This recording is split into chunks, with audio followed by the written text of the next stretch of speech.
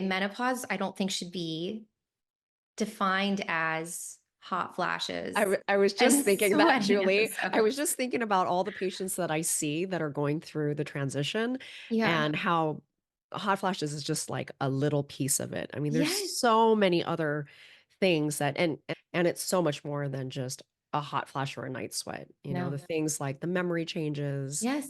the insomnia.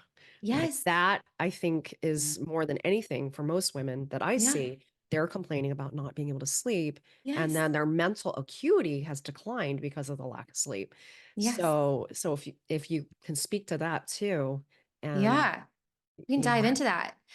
We call it like loss of executive function is that brain fog, like issues with Mhm, calculations. You're not as like you feel like you're not as sharp as you once were. right? And statistically speaking, like 1 out of 5 women in the postmenopause phase quit their jobs because of this. Wow, We that's like it's way too affecting many our women. lifestyle. It's affecting Yeah. our livelihood. It doesn't Mhm, make sense that we shouldn't address that. And the fatigue and the sleep, huge. Like you need your mhm. sleep for so many different things. Like 15% of our metabolism is ingrained in our sleep, right? Uh, And mhm, then, mental health changes. Like 40% of women are going to experience, either anxiety or depression, in this phase of our lives.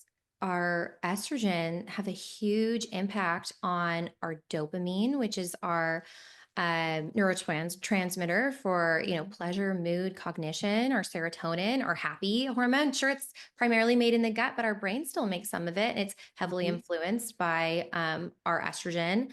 Acetylcholine, really important for muscular contraction is what we think of it, but also for memory and mood. And estrogen helps make all of these.